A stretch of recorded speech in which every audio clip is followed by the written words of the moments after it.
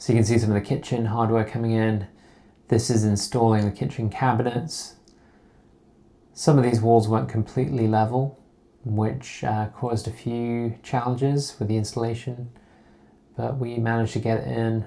This is, I think, for the peninsula, so just providing some anchoring into the floor there, and beginning to put the plywood countertop support on. So at this point the bathroom's all plumbed in and usable. You can see the electrical panel is in. We've got temporary power off the main house to provide some basically like low amperage power. So we're not going to turn on the hob or anything like that. The kitchen is pretty much ready for the countertops at this point. Put the fridge in, put the microwave in, put the plywood in. That's the induction stove that's ready to go in as well. And the undermount sink. And you can see a lot of the electrical connections have been put in at this point. So we've got an outlet on the peninsula. That's an outlet for the dishwasher that's going on the left side there. Got to run the dishwasher lines through the cabinets to the main hookups here. And we've made a little cutout for the undermount sink that's going to sit on top of that plywood, provide extra support. You can see the microwave here, that's going to be a hood as well. So here we are ready for the countertop. They're actually going to do a thicker mitered edge, so we ended up putting an extra half-inch plywood on top. So I think that's about just over an inch in thickness in total.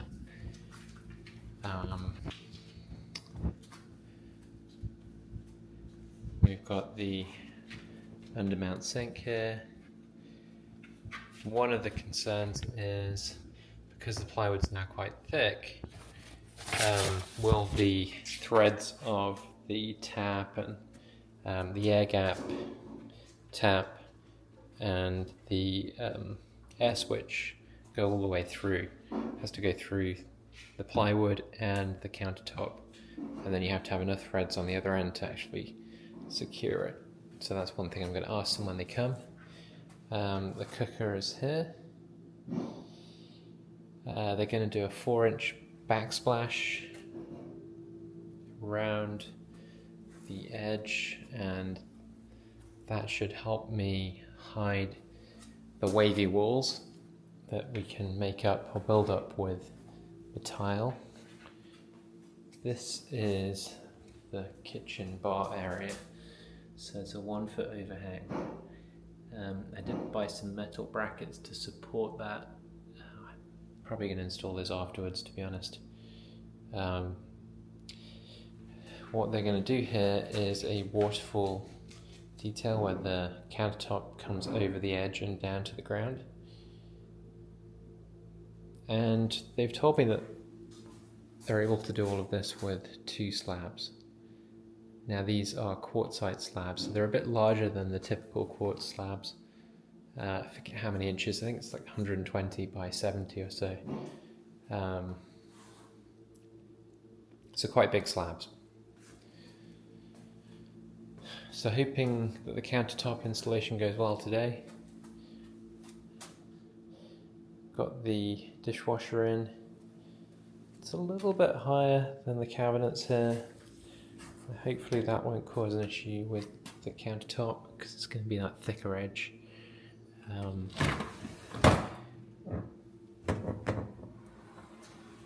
Having the dishwasher in this position means that you have to route the waste and water lines through the cabinets here, so it's kind of going behind and in the back of the cabinet here.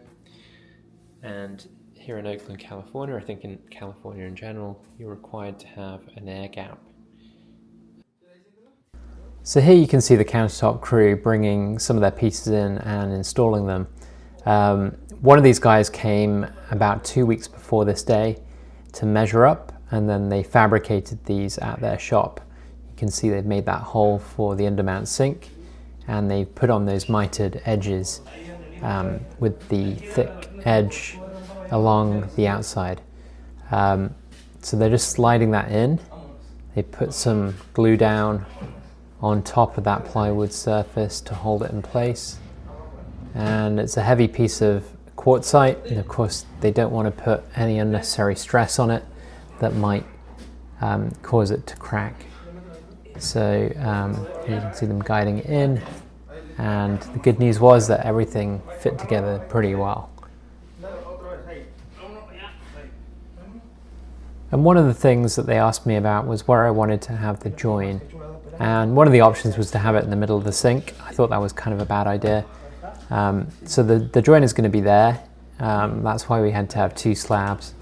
And these are the machines that they use to make those joins. So they sort of pull them together and make sure they're at the same level, and they have an adhesive that bonds quickly.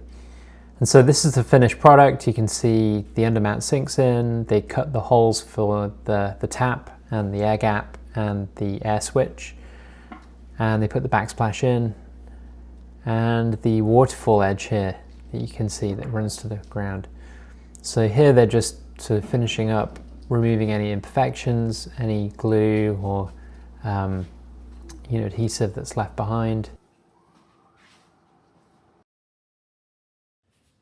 I apologize for the mess, but things are moving along with the kitchen. We've got the countertop now in. This is a Quartzite Taj Mahal from Brazil, and a few details here. We did a slightly thicker edge, a square edge here, with mitered joins here, so you can't really see any difference in the stone. They did a pretty good job. We did a waterfall edge here, so that's quite a nice touch. And as you can see, they finished it on the inside here. You can see where they had some chips and didn't fill it in quite as well as some of the other edges, but you can't really see that one, so that's fine. We've got a 4-inch backsplash. We've got an undermount sink, and just finishing up on the tiling. So this is a dowel tile restore from Home Depot. These are actually really cheap. I think less than $20 for a box, which is nice and pretty easy to install. Use this pre-mixed mortar, and just waiting for the grout now. Just going to put the grout in. Had to cut some of the cuts using this little wet table saw, but it looks a lot better. Looks pretty good now. We've got under cabinet lighting, as you can see under here. These were from Home Depot, about 20 to 50 bucks each, depending on the length. And they add quite a nice touch. The control for it is there, so that's on dimmer. And we've got a light here in the middle that's controlled from here. So, most of the appliances are in now. This fridge has been causing a few issues in that it's actually really noisy. I got a really good deal on it, $6.99 from Lowe's, but maybe that's why. It's not running right now, but it's been running almost constantly, and it's got this loud hum. And also the door isn't quite level, even on the maximum adjustment. So I think someone's going to come out to try and sort that out. But the kitchen is almost done. The plumbing is done. The garbage disposal is done. The air gap is in. Over here, we've got a air switch for the waste disposal there.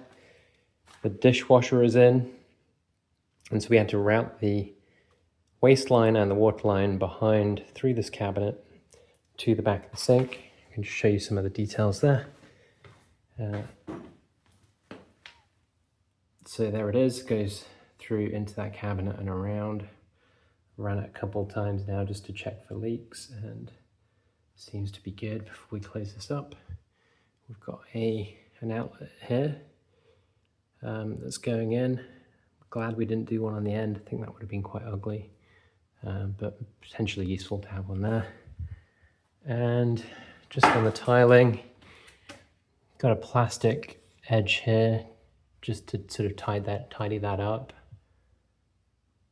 And that's about it for now. So with the grout done, and a few last finishes like hiding away that vent, putting in the board over here, and a few touch-ups, this place should be ready for final inspection. We're just working on some of the outside steps, trying to figure out the order of operations for redoing the patio and driveway, but probably want to get the final inspection done before then if possible.